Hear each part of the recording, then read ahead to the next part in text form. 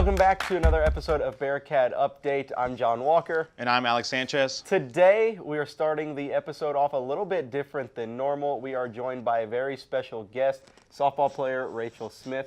Rachel, thank you so much for joining us today. So we will just hop straight into it.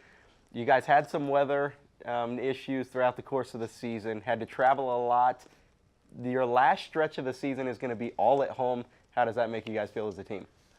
Really good. And we had some games earlier in the season that got moved, that are moved to coming up pretty quick. So we're really excited. We're 4-0 for home games right now. So hopefully that'll help us, get some momentum going and really help us. Absolutely. Yes. And I know we were talking about this earlier, you switched your major. You had a lot of road games. How do you balance student life, considering you still have 2 more years left? Yes.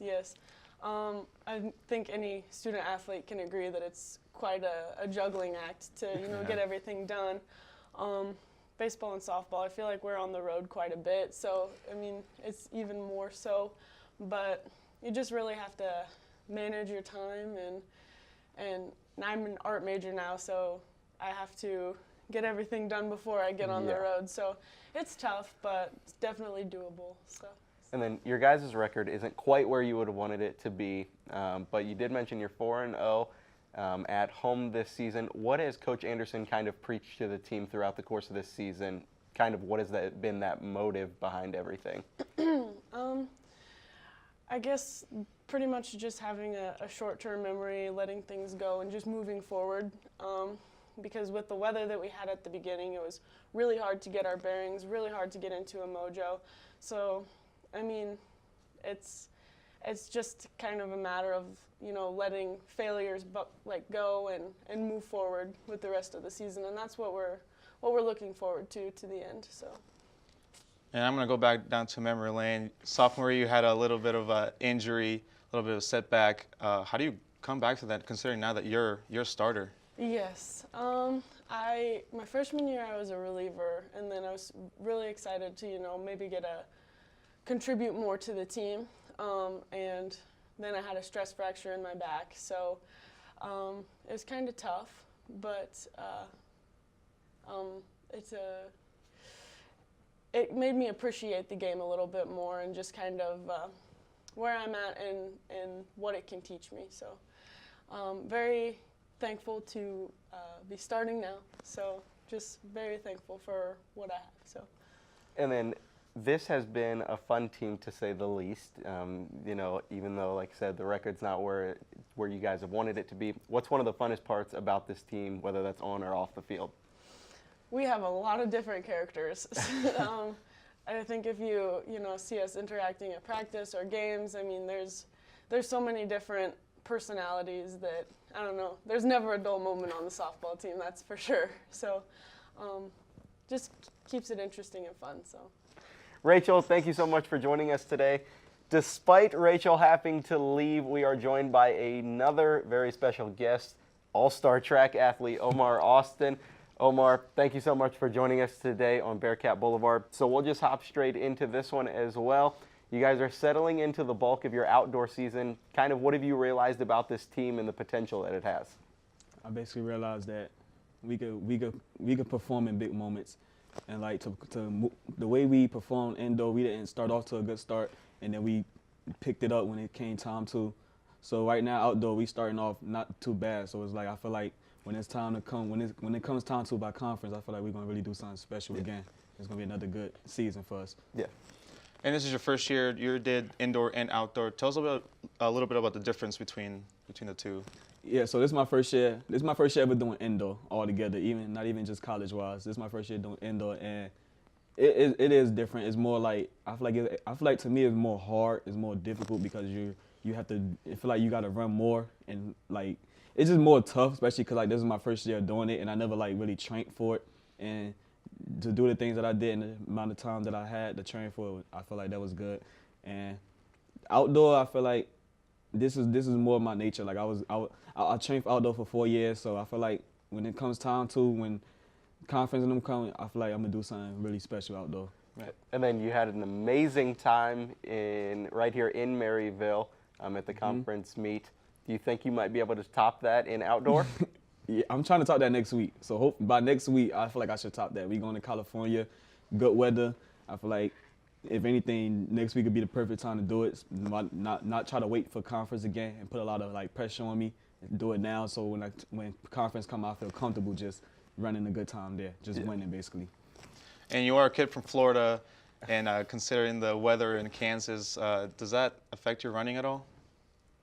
Well, just because we just started outdoor, and this was like one of our first meets in Kansas, I can't really say it affected me yet because we didn't really run yet in Missouri. But I say a little bit, yeah, because it's more cold and it's more windy. I'm not used to like running in wind. In Florida, it's more hot.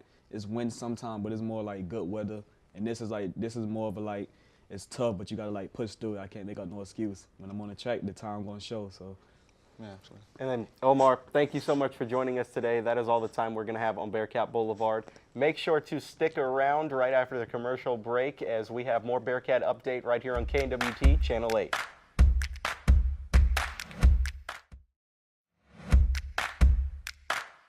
Welcome back to Bearcat Update. The Northwest baseball team met up with Pitt State in Kansas City at the T-Bones ballpark last Tuesday, and we were there to get the highlights. It was a battle of the pitchers as both teams scored below 5 runs, but the Bearcats struck first. Connor Quick in the bottom of the 5th shows off his hitting skills and adds to the Bearcats total with a double to left field to score Calvin Rudolph to put Northwest up 2-1 late in the game, setting up another save opportunity for Trevor Dudar. Dudar entered the game for the Cats in the 8th and walked in the tying run for the Gorillas. In the top of the 9th, outfielder Chaz Burgess flies out to center. That led to the winning tagging up and crossing home safely. Pitt State escapes in a close one, 3-2. Let's hear what Coach Lowe has to say. You know, I thought it was a great evening for baseball. You know, we got great weather, beautiful ballpark. We had a great crowd from both Pitt State and from Northwest. So just a great, exciting night for all of our kids. The men continued on to a 3-game series with their close rival Missouri Western this past weekend. Game 1 was one the Cats don't want to look back on, with the Griffins bringing in runs in every inning. The Cats struggled and fell in just 7 innings, 16-3. Saturday, the Cats had a 6-1 lead, but the Griffins couldn't be stopped and came back to grab the win 13-10. To close the series, the Cats fell again to Missouri Western, dropping their record to 17-19. The Cats will be playing a single game against Washburn on Tuesday, followed by a 3-game series at Central Missouri starting on Thursday. Our Northwest track and field team is in the prime of their outdoor season, preparing for the Kansas Relays. The Cats have to make sure they are on their A game, however. Our reporter, Jacob Barnes, caught up with the #1 D2 long jumper Marcus Klein to see how he made it to the top. Jacob? This week I caught up with junior track and field athlete Marcus Klein after being named MIAA Field Athlete of the Week. Here's what he had to say about the recognition. It's definitely an honor because, I mean, just seeing all the hard work paying off. It took quite a bit to get there. Like, we weren't expecting it this week, or like last week, I guess, but it's just definitely an honor to be the Field Athlete of the Week. When asked what motivates him and what his hopes for the future are, here's what Marcus had to say. I would say Coach Masters is probably one of my biggest motivators, and definitely family too. I'm definitely looking forward to next year. I know like this year's not over yet, but I guess first I'm looking forward to outdoor conference, and we're gonna try and win the team championship there, and then outdoor nationals since I'm already qualified. Hope to bring home a national championship in long jump, but we'll see. Marcus recently broke the record for long jump at Northwest and is #2 in NCAA Division II, but has no plans on stopping there. It's cool to break records, but I'm going to just try and keep getting that record to go up and up. Just going to keep grinding. Like, we got a lot of outdoor season left, a lot of meets, so hopefully we'll be peaking at the right time come outdoor nationals and try and get to #1. For Bearcat Update, I'm Jacob Barnes. Thanks, Jacob. The team competed at Pitt State this weekend with some chilly weather conditions. Heba Magoob grabbed first in the 200. Jordan Hammond won the 400-meter hurdles and placed second in the 100-meter hurdles. Omar Austin won the 200. Seth Shervington took first in the 400 hurdles, and the men's 4x1 relay team also taking first.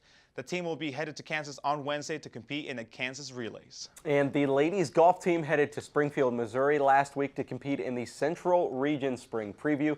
The women did not compete to their best, but finished 15 of 20, with Nikki McCurdy leading the way with a 2-round score of 163. The team will be keeping their eyes on the MIAA championship on April 23rd in Kansas. The softball team took on the road yet again to Pittsburgh, Kansas for a doubleheader against the Gorillas. With a strong start scoring first, the Gorillas would hold Northwest and take the victory 8-4 in Game 1. In Game 2 was nothing more than a repeat of Game 1, plus the Gorillas scoring 3 runs in the 6th inning to secure another victory over the Cats. And Saturday, the team traveled over to Joplin for another doubleheader against Missouri Southern. With 7 runs in the 1st inning, the Lions weren't looking back in Game 1, taking a 9-1 win. In Game 2, the Cats couldn't come back and fell 5-1. The women will be finishing out their regular season at home, starting with a doubleheader against Southwest Baptist on Monday. The number 24th ranked women's tennis team opened up their week at Nebraska Kearney with a 5-2 win. They grabbed 1 win in doubles with 4 more with singles play. The women not stopping there, headed to Fort Hays State, sweeping the Tigers. And Alex, the men's team actually took on number 28 Ouachita Baptist on Saturday, winning all 3 doubles, and number 12 ranked Franco Oliva with his 24th victory of the season. The men's team left Springfield with a 4-1 victory. Both the men and women headed to Oklahoma on Sunday to take on Southeastern Oklahoma State. The women completed a sweep, getting the win 5-0, but the men on the other hand dropped 0-4, moving their record to 10-8. And both the men and women will be playing again this Wednesday at Augustana. But that is all the time we have for you this week. Thanks for tuning in to Bearcat Update. You can follow us on Twitter at BearcatUpdate_8. Or watch all of our previous episodes on YouTube at KNWT8. Thanks for watching and have a great night.